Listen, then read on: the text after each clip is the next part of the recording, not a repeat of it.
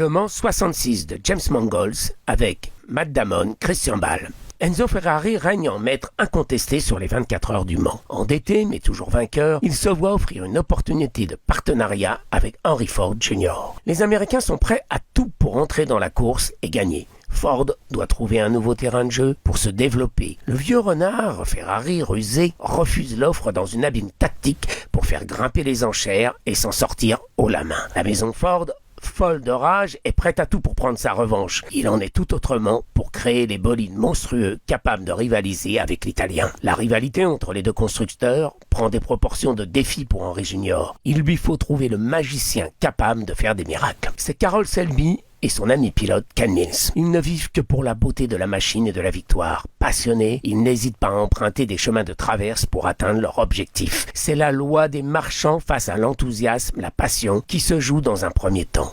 Après quelques échecs, Carroll Shelby obtient la main sur le jeu et la compétition. C'est ainsi que commence l'impossible aventure qui donnera naissance à une voiture mythique, la GT40 Ford, et l'une des plus grandes courses automobiles.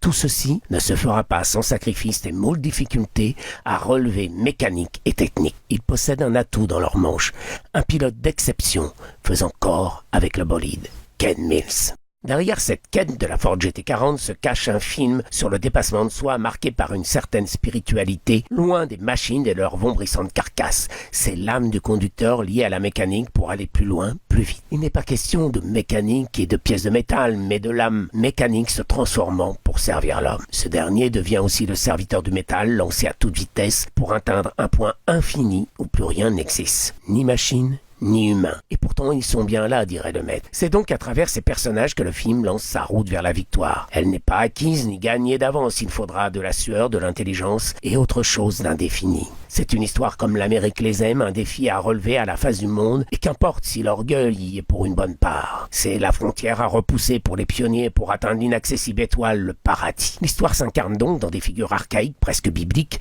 C'est le vieux sage Enzo Ferrari, maître du circuit, malin comme un renard. C'est un fils en manque de reconnaissance, Henry Ford, certain de sa victoire, marqué par l'image du père. La cour du roi, les conseillers capables de tout maîtriser, maître de rien. Il faut dépasser la voiture de papa pour voler plus loin, plus haut. Il n'existe rien de mieux que la ferveur des circuits pour sacrifier au veau d'or. C'est cette lune dans les ombres de la lumière avant qu'elle n'éclate au grand jour. C'est presque du western crépusculaire, avec la mort en toile de fond. Pour incarner la lutte, il manque deux figures incontournables, le jeune visionnaire, sauvage, incontrôlable, et le vieux cow-boy revenu de tout. C'est Ken Mills, pilote lié à la machine, ne faisant plus qu'un indomptable forte tête. Il est servi par le jeu tout en fureur lors des confrontations plus intérieures pendant la course de Christian Bale. Face à lui, nous retrouvons l'ami de toujours, plus stoïque, en quête de la machine parfaite, Carroll Shelby. Matt Damon, monolithe de doute, ressemble au shérif de Rio Bravo. Il connaît l'issue de la lutte si on ne la laisse pas vous emporter dans la folie. James Mangold, aux commandes, dirige le bolide sans faux pas entre éclat de voix, fureur, manipulation, chant du corps, comme dans Logan. Il choisit de se jouer de la machine comme d'une partie du pilote. Loin des séquences vombrissantes à la Ron Howard, il pénètre dans l'habitacle dans une valse de métal et de chair. C'était le temps quand l'argent n'avait pas encore pris le pouvoir des circuits, quand l'homme pouvait rêver à quelque chose de plus grand qui le dépasse et en mourir dans la chaleur d'un soir d'été.